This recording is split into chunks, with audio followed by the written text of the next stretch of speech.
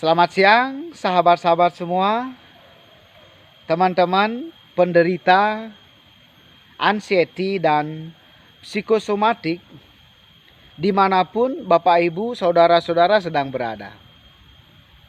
Nah, kali ini kembali saya berbagi sebuah video yang berkaitan dengan tips sembuh dari anxiety dan psikosomatik. Dan kali ini video ini saya buat di belakang rumah saya. Dan kebetulan saya dan teman-teman saya sering melakukan terapi yoga tertawa di sini. Tempat ini diberi nama Pesraman Sri Dharma, yang langsung diberikan nama oleh Mahaguru saya, pembimbing saya, guru spiritual saya, Sri Aji Adi Guru Siwa Ambara. Beliaulah yang selalu membimbing saya untuk bisa keluar dari anxiety dan psikosomatik yang saya derita dahulu. Nah, sengaja saya buat video bernuansa alam karena hari ini saya ingin sekali merasakan udara langsung dari Ibu Ayah Semesta. Dan dekat sekali tempatnya, di belakang rumah saya. Langsung saja ke materi yang akan kita bahas siang hari ini, yaitu saya beri judul PPKM, sebuah metode untuk sembuh dari anxiety dan psikosomatik. Nah, apa saja PPKM yang akan saya bahas? Yang pertama, yang pertama adalah pikiran kita. Agar bisa sembuh dari anxiety dan psikosomatik, sudah barang tentu kita harus pintar-pintar mengelola pikiran kita. Kita harus bisa memodifikasi pikiran kita, atau dalam bahasa kerennya, mengistirahatkan pikiran kita. Salah satunya yang sering saya lakukan adalah melakukan terapi yoga tertawa, baik itu di ashram pusat, yaitu di Ambara Ashram, maupun di ashram-ashram yang lain yang banyak sekali di Bali, yang banyak sekali terapi yoga tertawa di bawah naungan Bali Happy Movement yang ada di seluruh Bali. Nah, ketika kita mampu mengelola pikiran kita atau mengistirahatkan pikiran kita, seperti yang saya alami dahulu, sudah barang tentu hormon-hormon kebahagiaan akan muncul. Ketika hormon-hormon kebahagiaan itu muncul, penyakit yang kita derita entah kemana dia pergi, dia hilang. Karena seperti yang kita ketahui bersama bahwa anxiety dan psikosomatik hampir 70% bahkan lebih disebabkan oleh faktor pikiran. Jadi kita harus pintar-pintar mengelola pikiran kita. P yang kedua adalah pernapasan. Nah, ketika sensasi anxiety dan psikosomatik itu hadir, seperti contoh, dada terasa berat. Yang kemudian napas pendek. Napas rasanya terengah-engah. Yang mengakibatkan cemas berlebih. Apa yang bisa kita lakukan? Yang sering saya lakukan adalah P yang kedua, yaitu pernapasan. Model pernapasannya seperti apa?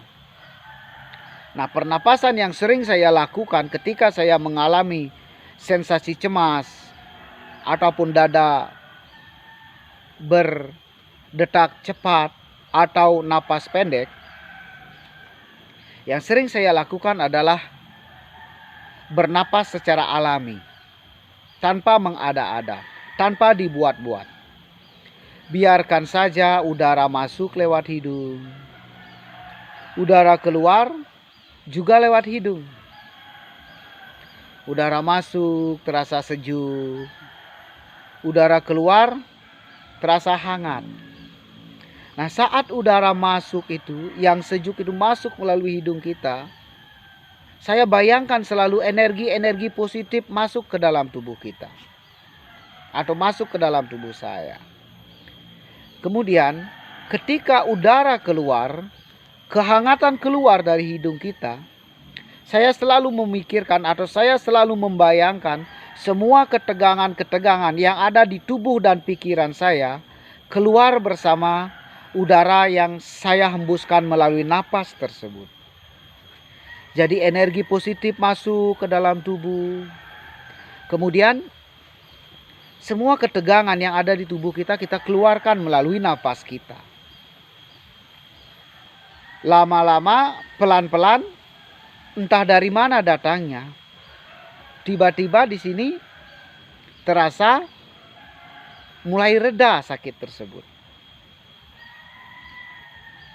Ketika kita merasakan udara yang masuk dan udara yang keluar, ditambah dengan mengangkat sisi bibir kiri dan bibir kanan 1,5 senti, dan biasanya saya lakukan dengan memejamkan mata, tersenyum sambil memejamkan mata.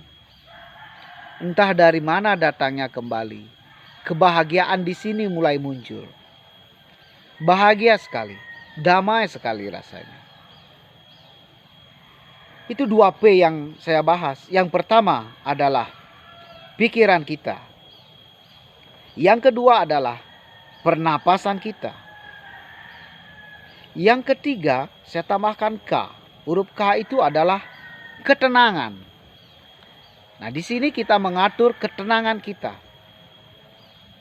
Ketika terjadi sensasi asam lambung, GERD, anxiety dan psikosomatik, seperti yang saya lakukan ketika mengalami sensasi dulu, saya belajar membuat diri saya semakin tenang, membuat pikiran saya semakin tenang. Dan yang sering saya lakukan untuk membuat diri saya senang adalah bernyanyi ringan. Bernyanyi apapun sambil menggerak-gerakkan tubuh. Kita gerak-gerakkan tubuh. Biarkan tubuh mengalir seiring dengan irama lagu tersebut. Lambat laun ketenangan mulai hadir pada diri saya, mulai hadir pada pikiran saya. Dan ketika sudah merasakan ketenangan,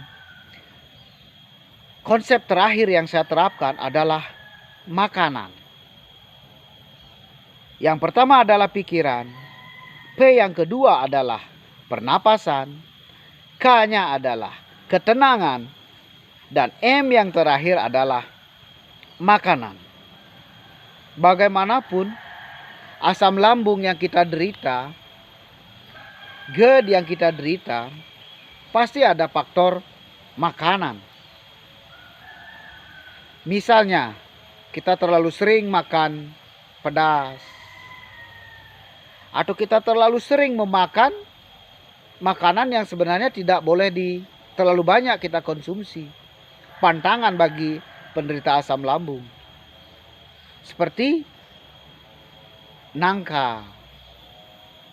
Kemudian makanan yang mengandung vitamin C terlalu tinggi.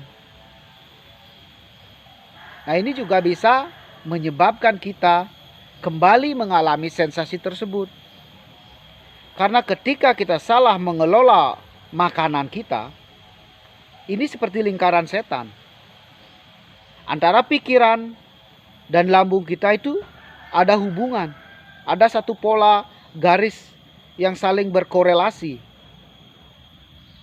Ketika pikiran kita stres, pikiran kita tegang, sudah barang tentu lambung kita akan mengalami sensasi. Dan ketika sensasi yang ada pada lambung kita mulai meninggi, pikiran kita mulai cemas.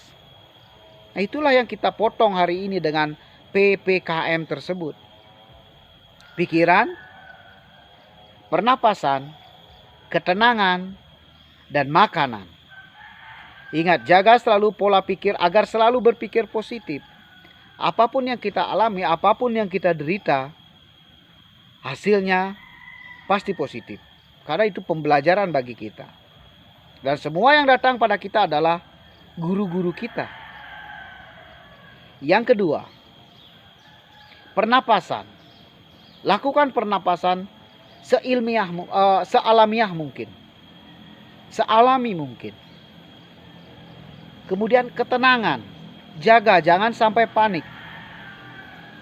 Karena ketika panik, sensasi ini akan muncul. Dan yang terakhir, sempurnakan dengan makan makanan yang benar-benar dibutuhkan oleh tubuh kita. Karena ketika kita mengalami sakit ini, pola makan ini benar-benar harus kita jaga. Harus teratur, harus disiplin, dan konsisten. Selamat mencoba. Selamat siang. Semoga bermanfaat. Salam sehat, bahagia, dan sejahtera. Sampai jumpa.